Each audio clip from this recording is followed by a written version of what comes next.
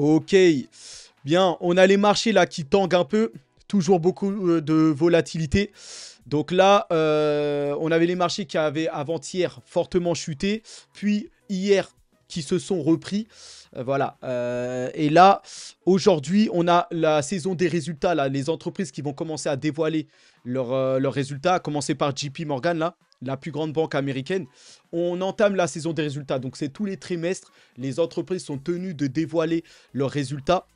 Et donc là, on commence avec les grandes banques. Et là, JP Morgan qui fait chuter les marchés là. En tout cas, dans la volatilité, les chiffres ne sont pas bons.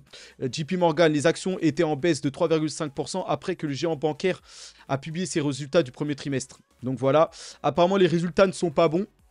Beaucoup de volatilité. En plus de ça, vous avez là pour la baisse des taux d'intérêt là, que les investisseurs attendent, eh bien, il va falloir repasser. Puisque là, on a eu aujourd'hui des nouveaux chiffres très importants concernant l'inflation. En l'occurrence ici, l'IPP. Ici. Donc l'IPP que vous voyez ici, c'est l'inflation des prix à la consommation. Vous voyez. Donc, indice des prix à la production. Donc IPP. Et là, c'est des chiffres qui montrent l'inflation. C'est les prêts à la consommation. Hein. Et là, on voit que quoi? On voit que bah, tout a augmenté aussi. Hein. Donc, vous n'avez pas que le CPI. Voilà, vous avez aussi l'IPP là, à la production. Et là, on voit que l'IPP global aux États-Unis a augmenté hein, de 2,1% sur un an par rapport à 1,6% en février. Donc, voilà, ça repart à la hausse. Voilà, l'économie américaine se réchauffe un peu trop. Donc, ce qui va faire que les taux d'intérêt vont rester plus longtemps que prévu à des niveaux élevés, à 5%. Et donc, voilà, il va falloir repasser. Hein. Donc, là, en tenant compte de cela, la Fed ne sera pas pressée de réduire ses taux après un autre rapport sur l'inflation brûlant. Vous voyez? Donc, Powell, à mon avis, va ralentir voilà, le calendrier par rapport à la baisse des taux. Il va devoir repasser, peut-être décaler ça à 1 ou 2 mois plus tard. Est-ce que c'est une mauvaise chose? Bah pour le moment, vu que l'économie américaine est plutôt solide, j'ai envie de dire que c'est pas une mauvaise chose même qui décale, même si ça fait pas on va dire l'affaire des investisseurs, mais l'économie est plutôt solide et on voit que les marchés se sont repris, malgré que bon, JP Morgan là, vient de dévoiler des résultats décevants, mais on voit que les marchés hier se sont fortement repris. Donc l'inquiétude en vrai est minime encore. Et même si les marchés sont de plus en plus fébriles, là, à l'approche de la fin, là, on est dans le money time. On voit que les marchés, pour le moment, arrivent à tenir. Donc, je ne suis pas encore inquiet par rapport à ça, même si ils vont devoir baisser les taux cette année. Hein, parce qu'une annonce d'une baisse de taux l'année prochaine, pas en 2024, là, ça pourrait avoir des conséquences sur les marchés américains. Donc, on va suivre ça de près. Donc voilà par rapport à ça. En tout cas, voilà, le SP500 hier a clôturé en hausse fortement. Hein. Vous voyez que, alors que dans la veille, on avait eu les résultats du CPI et qui avait montré que l'inflation avait fortement progressé et qui avait fait chuter les actions dans un premier temps, mais les actions se sont vite repris. Surtout les actions tech, Apple et Nvidia, vous voyez, qui ont fortement progressé de plus de 4%. Apple, c'est grâce à leur prochaine puce M4, voilà, basée sur l'architecture ARM. Et c'est pour ça que moi, je vais investir plutôt sur l'entreprise ARM qui fabrique justement ces puces qui sont très efficientes et très puissantes. Et là, Apple qui promet une puce surpuissante alimentée et qui va servir l'intelligence artificielle. Et ces promesses-là ont fait bondir les actions d'Apple, vous voyez. Et donc voilà, et tout ça, bah, ça sert à l'intelligence artificielle là où Nvidia est roi. Et Nvidia, voilà, qui continue là, qui est remonté rapidement après la baisse là. Hier, ça s'est rapidement repris là, vers les 900 $. Et vous voyez que bah, cette tendance de l'IA n'est pas retombée. On pourrait croire qu'avec l'inflation, les taux d'intérêt, voilà, ça pourrait chuter et emmener même l'IA voilà, à la baisse. Mais on voit que la tendance IA est toujours là. Et il se passe énormément de choses hein, sur l'IA. Il y a énormément de nouvelles, tout ça. Et donc voilà, c'est Nvidia qui est derrière, qui prend la plus grosse part de ce marché-là. Donc voilà par rapport à ça. Là, un fait aux États-Unis assez incroyable, hein, le premier ministre japonais, là, Kishida, qui parle du danger de voir la Russie répéter une catastrophe nucléaire. Alors qu'il se trouve là au Congrès américain là. Donc lui il déclare que la Russie voilà, pourrait créer une catastrophe nucléaire. Mais là, il est au Congrès américain, donc aux États-Unis, et ce sont les États-Unis le seul pays à avoir utilisé l'arme nucléaire, à ce que je sache, sur le Japon, avec Hiroshima. Donc voilà, c'est fou qu'il déclare ça dans le pays qui a utilisé l'arme nucléaire. Donc voilà, c'est assez incroyable. Bon, c'est un petit fait. Mais vous voyez que le monde est complètement un peu bizarre. Enfin, voilà. En tout cas, les marchés européens sont en hausse aussi. Le stock 600 est en hausse de 1,1%. Donc l'indice au Royaume-Uni est en hausse, les actions. Et voilà. Et surtout, très bonne nouvelle, le Royaume-Uni montre des signes de rebond de la récession. Donc l'Europe qui entrait dans une récession. Et là, le Royaume-Uni qui s'en sort de ça. Est-ce qu'on dirait que c'est le Brexit, l'effet du Brexit qui commence à se ressentir ou pas? En tout cas, le Royaume-Uni ici qui montre des signes de, voilà, de reprise, de croissance, tout ça, c'est une bonne chose. Et justement, Christine Lagarde, qui sent ces bonnes nouvelles-là, a déclaré que voilà, nous ne sommes pas dépendants de la Fed, donc de la Réserve fédérale américaine. Il ne peut pas supposer que l'inflation de la zone euro reflètera l'inflation américaine.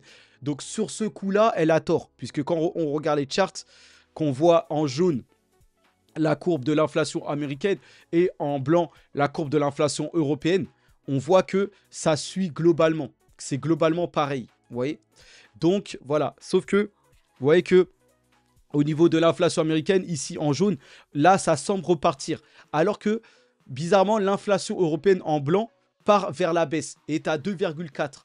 Et donc voilà, et Christine Lagarde a déjà annoncé qu'elle baisserait les taux là, courant mois de juin. Qu'il y aurait peut-être une première hausse de taux, une première baisse de taux, ce qui va stimuler la croissance. Hein. Donc finalement, ça se passe mieux en Europe au niveau de l'inflation qu'aux États-Unis. Bizarrement, c'est ce qui est assez étonnant.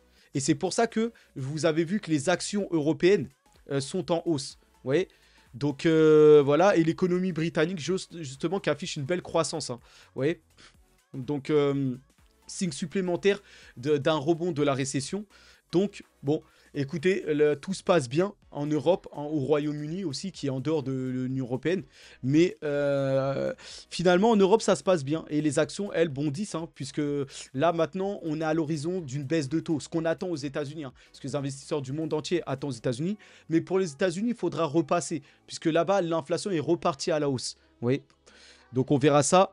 En tout cas, pour ce qui est de la France, là, on a un touriste espagnol qui a filmé une scène assez incroyable. Donc pour lui, Paris est devenu une ville du tiers-monde. Et où l'on nettoie, là, on voit là, clairement dans les images, on nettoie des plats dans la Seine, voilà, qui est sale, hein, bien sûr, avant de s'en servir pour vendre des kebabs. Vidéo à l'appui. Donc en fait, ce plat-là, sur lequel vous voyez des kebabs, bah, ce plat a été nettoyé dans la Seine.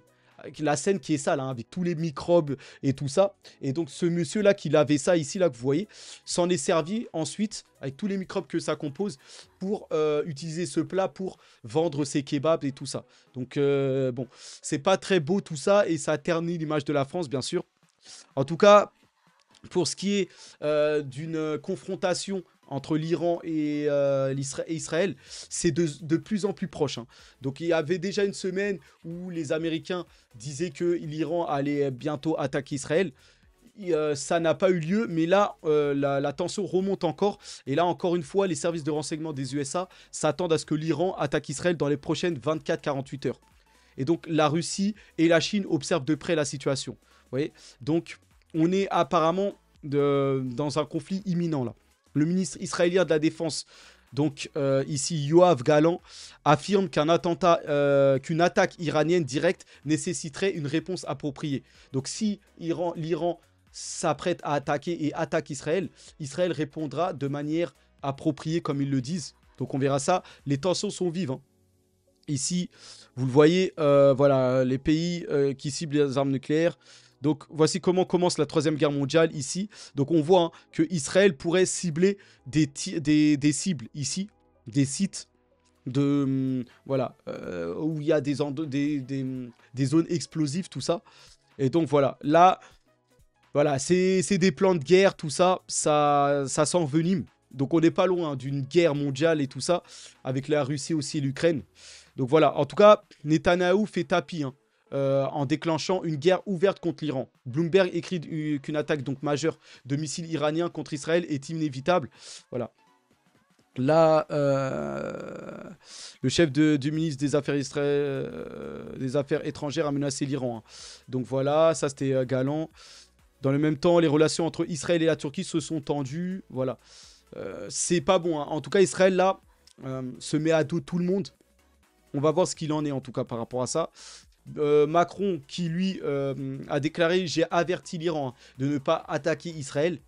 Bon, je pense que l'Iran vont prendre les paroles de Macron et voilà, et prendre et se torcher le cul avec. Les paroles de Macron, je crois qu'ils en ont rien à faire. Vous voyez, même les paroles de la France, parce que Macron n'est pas du tout écouté à l'international. Au contraire même. Donc voilà, en plus de ça, Macron voilà, hein, qui détruit la France. Et là, dernière chose en date, soumission historique, hein, sous Macron, de la France à l'OTAN et donc aux Américains. Donc le porte-avions Charles de Gaulle, hein, placé pour la première fois sous commandement de l'OTAN. Vous voyez, le porte-avions nucléaire et l'ensemble de son escorte, donc un sous-marin nucléaire d'attaque, seront sous le contrôle opérationnel de l'OTAN en Méditerranée du 26 avril au 10 mai. Donc voilà, ce qui devait arriver, arriva. Vous savez que Macron, lui, il voit plus la France, mais il voit l'Europe. Il pense à l'armée européenne. Il veut unir tout ça. Et donc voilà, les derniers, voilà, la dernière puissance française qui va être maintenant aux mains de l'armée militaire otanienne, donc l'armée européenne. Vous voyez, donc voilà si le porte-avions Charles de Gaulle qui va être aux mains maintenant de l'OTAN. Et la France qui se vend de plus en plus. Donc voilà, aussi, bien sûr, dans la censure, Macron veille à, ou l'État veille à ce que la censure et qui contrôle en tout cas l'information. Et là, incroyable, hein, l'Arcom lance le recrutement des agents de censure dans le cadre du règlement européen de censure DSA du commissaire Thierry Breton.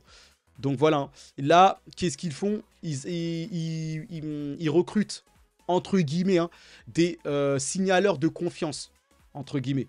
Signaleurs. En gros, en fait, là, ils recrutent surtout des agents qui vont censurer. Ils disent que c'est des signaleurs d'alerte, mais en fait, c'est des agents qui vont veiller, voilà, à signaler et surtout à censurer les bonnes informations pour leur compte. Vous voyez? Donc voilà où on en est. Hein. La liberté d'expression n'existe plus en France. En France, on est soi-disant dans une démocratie, mais en fait, on est sous une dictature. La dictature de Macron qui fait ce qu'il veut et qui détruit la France, là. Donc voilà. En tout cas, un autre pays qui est considéré comme une dictature, et bah, comme par hasard, là où qui est très bien géré, où il n'y a pas d'attentat et où, voilà, où tout se passe très bien pour leur population, même si c'est voilà, très strict. Voilà, Kim Jong-un a appelé l'armée à se préparer à la guerre. Donc le dirigeant de la RPDC a attiré l'attention sur la situation internationale difficile. Donc la situation se détériore sérieusement en raison de l'expansion de la violence et des conflits armés en série. Donc, ainsi que la situation militaro peu fiable. Vous voyez, donc là, Kim Jong-un, voilà, qui prépare hein, son armée à la guerre. Donc voilà. Après, bon, il est très prudent, tout ça.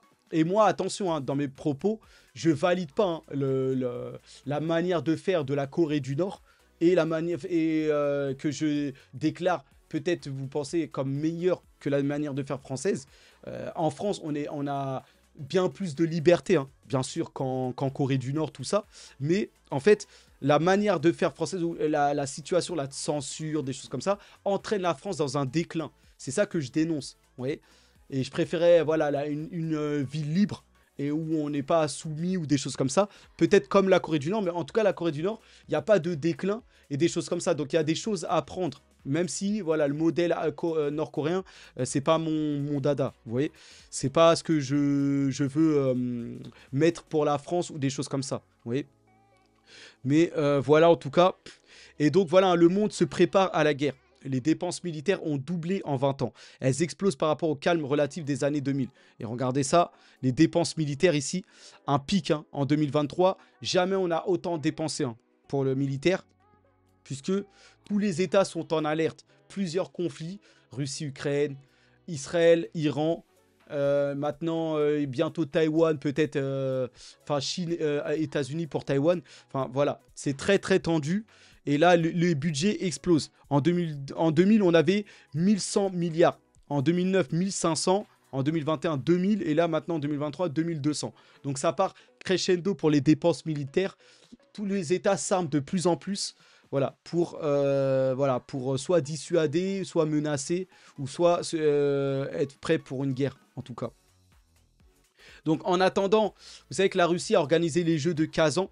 Donc, c'est des Jeux Olympiques qui verront les athlètes russes participer, mais aussi de nombreux pays. Et là, on a une cinquantaine de pays qui ont adhéré et qui vont participer à ça. Mais à la différence des Jeux de 2024, là, en France, où la France a exclu la Russie et tout ça. Et donc là, le président Poutine, lui, ne mélange pas la politique et le sport. Et donc, il a invité aussi l'Iran, la Chine, l'Inde, le Brésil et d'autres. Il a invité surtout Israël, l'Ukraine. Donc l'Ukraine, et qui la Russie est en conflit, l'Ukraine est invitée aux Jeux de Kazan. La France aussi et les USA, bien que politiquement ça se passe pas bien entre ces États, ils sont en guerre. Mais voilà, le sport c'est le sport, la politique c'est la politique. Et là, la Russie invite même ses rivaux politiques, vous voyez. Et donc on a d'autres pays là qui sont déjà conviés, tout ça. Et il y a plus d'une cinquantaine de pays. Et moi je pense que les JO de Kazan là, vont être un succès et vont connaître bien plus de succès que les JO de 2024 à Paris, où je pense que ça va être une catastrophe et une honte encore pour la France. Donc on verra ça d'ici là. Maintenant, la Chine qui restera le premier moteur de croissance mondiale selon la Banque asiatique de développement. Bon là, pour le coup, va falloir quand même qu'ils mettent les mains à la pâte, la Chine, et qu'ils fassent le nécessaire pour sauver l'immobilier, pour relancer leur économie, puisque pour l'instant, ils sont en déflation.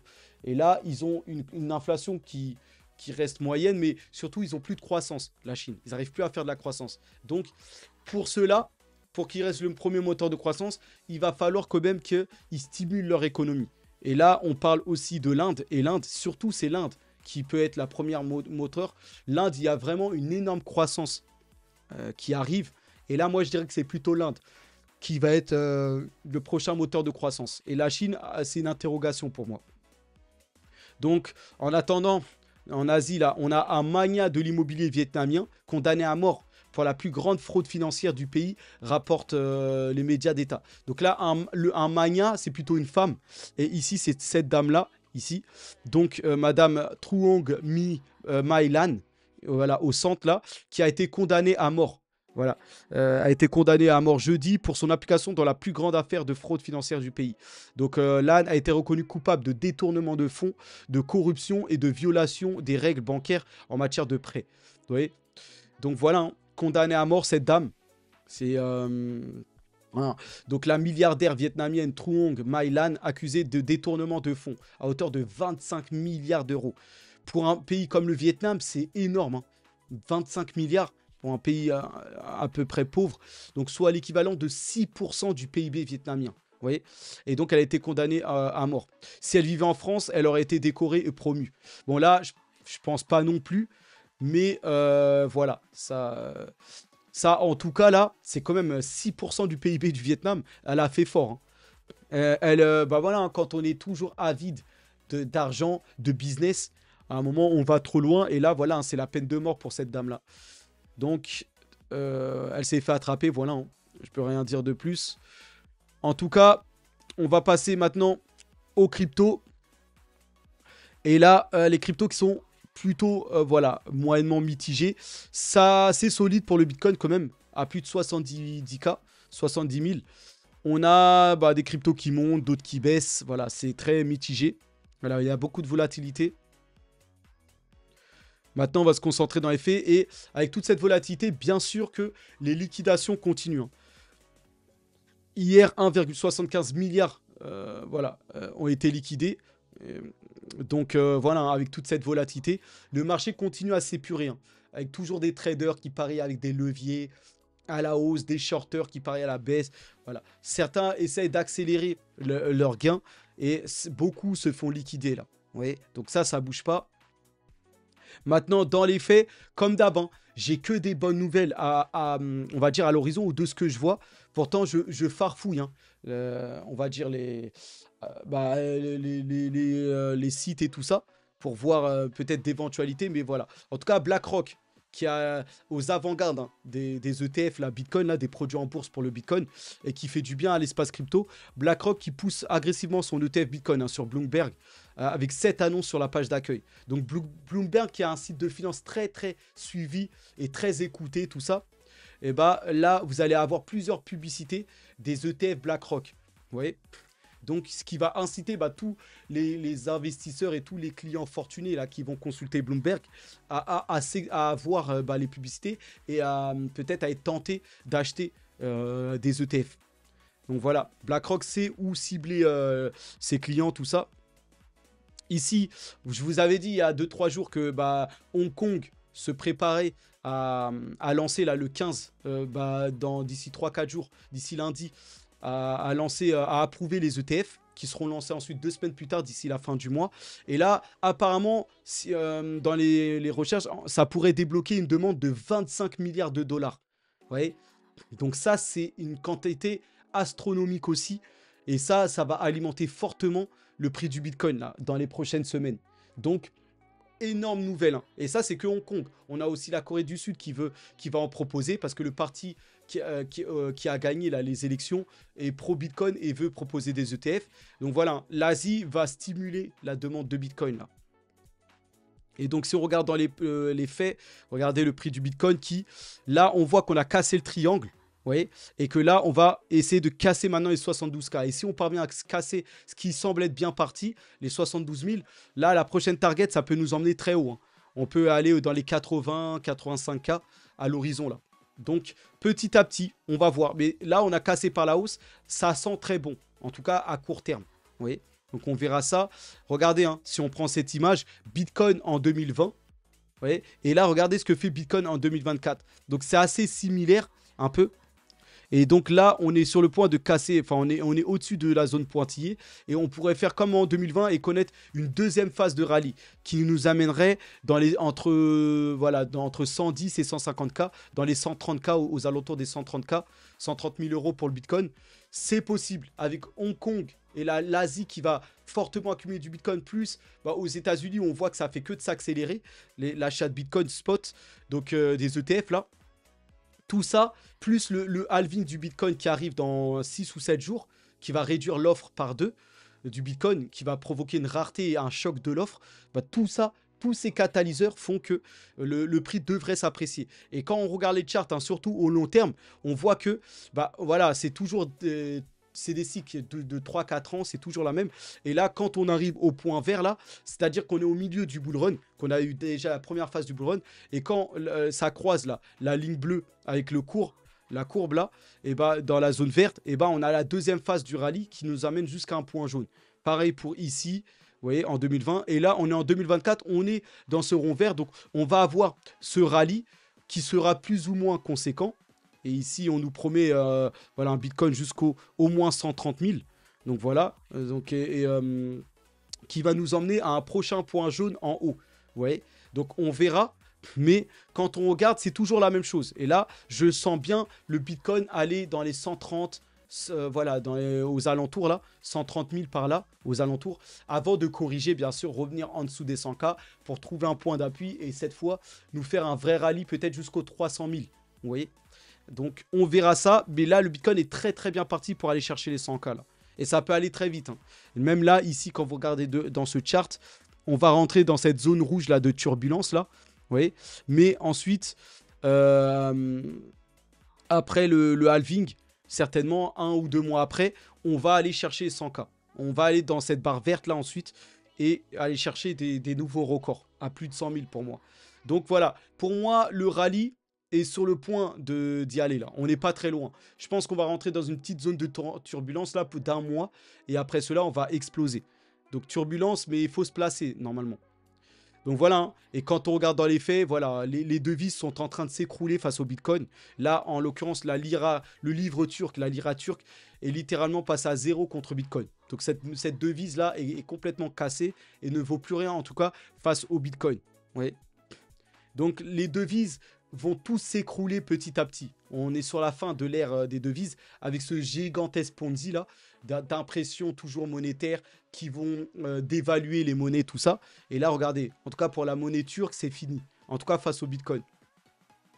Donc voilà pour le Bitcoin. Rapidement pour Ethereum, n'oubliez pas Ethereum, regardez les baleines de stablecoin. Les baleines qui ont énormément de stablecoin, donc des devises, mais des devises crypto, on va dire. C'est des cryptos qui répliquent le cours du dollar surtout, américain.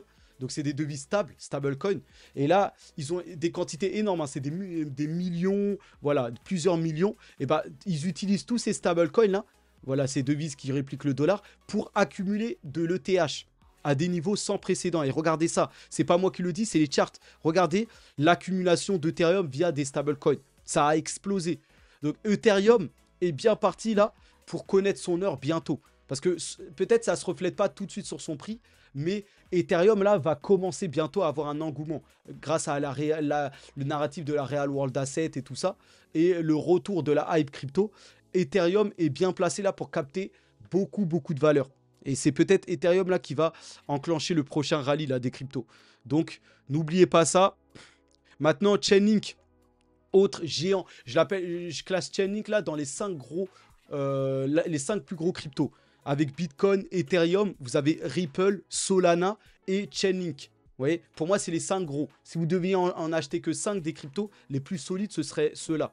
Bitcoin, Ethereum, Ripple, Chainlink et Solana. C'est vraiment les 5 plus grosses. Et là, Chainlink, le géant là, qui innove encore et qui persiste dans l'interopérabilité. Déjà, Chainlink qui est un oracle, donc qui sert en fait à prendre les informations du monde réel, la météo, les données, voilà, toutes sortes d'informations réelles, en temps réel. Et en fait, ces informations, il faut les incorporer dans la blockchain. Bon, en fait, Chainlink sert d'infrastructure, voilà, pour passer les infos du monde réel à la blockchain, sur le réseau. Donc ça, c'est le cœur le métier de base.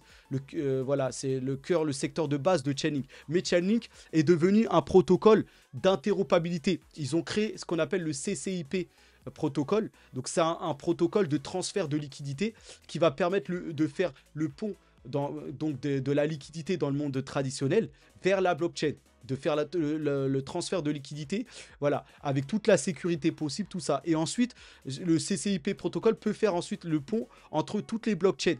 Donc déjà, ils peuvent, voilà, c'est-à-dire que toute la liquidité qui va transvaser entre les blockchains et le monde réel, ça va être possible grâce à Chainlink. Donc vous voyez que c'est un marché à plusieurs milliards. Chainlink va faire la passerelle entre tout ça. Et là, ils ont lancé un nouveau protocole qui va utiliser le CCIP protocole encore, qui s'appelle Transporteur. Vous voyez, et Transporteur, ça va être un pont. C'est là, ils viennent sur les plates-bandes des projets comme Layer 0, voilà, ou les projets qui font des ponts, des passerelles. Mais là c'est des ponts qui utilisent le CCIP protocole. Donc avec toute la sécurité, tout ça. Et là, ça va être des ponts pour encore plus de possibilités de transfert de liquidité, de transfert de crypto entre les blockchains. Et donc là, voilà, Chainlink qui accélère sur l'interopérabilité. Et pour moi, aujourd'hui, Chainlink est le plus gros projet d'interopérabilité. À l'ancienne, on parlait de Cosmos, Polkadot, CKB Nervos. Aujourd'hui, tous ces projets-là, il y a Axelar qui est pas mal. Axelar, ça utilise une API, voilà. Donc ça, c'est pas mal, c'est moderne. Mais en l'occurrence, Polkadot qui voulait, par rapport à ses parachains, connecter toutes les blockchains, bah, ça a fait un flop. Cosmos aussi, bah, Cosmos, ils développent leur univers. Et si vous voulez, c'est très interopérable, mais dans leur écosystème. Mais pas vers les autres blockchains. Ils n'ont pas accéléré vers ça. Et Nervos, qui voulait être une sorte de système nerveux des blockchains. Et en fait, on construit depuis Nervos. Et voilà, et on a des protocoles, on va dire, comment dire, mondial, ou des protocoles qui sont connectés à tout et qui peuvent se développer sur toutes les autres blockchains. Bah, Nervos n'a pas trop réussi ça. Maintenant, Nervos a changé de secteur et veut devenir une layer 2 du Bitcoin. C'est pour ça que ça a à nouveau été hypé là dernièrement, tout ça. Mais pour moi, c'est un échec pour ces projets-là. Oui.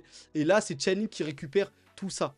C'est Chainlink qui devient le leader de l'interopérabilité. Et c'est pour ça que moi, je vais mettre une grosse part aussi dans Chainlink, parce que je sais que Chainlink va capter énormément de valeur là pour tout ce qui va être les transferts de liquidité, voilà, pour la finance décentralisée, pour tout. En fait, Chainlink va faire le pont de tout ça. Et donc, c'est un énorme projet, une énorme infrastructure sur tout ça. Donc, pas mal en tout cas. Donc voilà par rapport à ça. Dernier cas, c'est Tao Bitensor, qui est une autre pépite. Si je devrais rajouter aux 5 gros projets là, d'autres pépites, Tao serait le premier.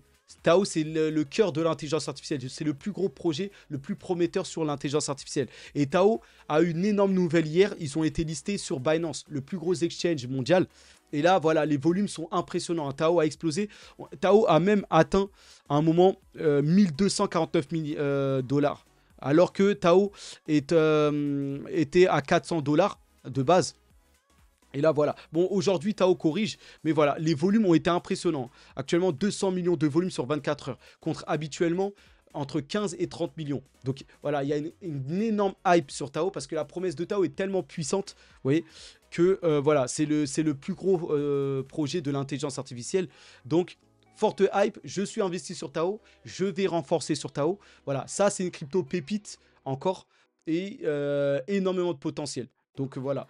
Voilà par rapport à ça, on reste connecté. Hein. C'est tout pour les nouvelles d'aujourd'hui. On se tient au courant hein, pour d'autres nouvelles. Donc bon après-midi en tout cas. Force à nous. Hein. Allez, à plus.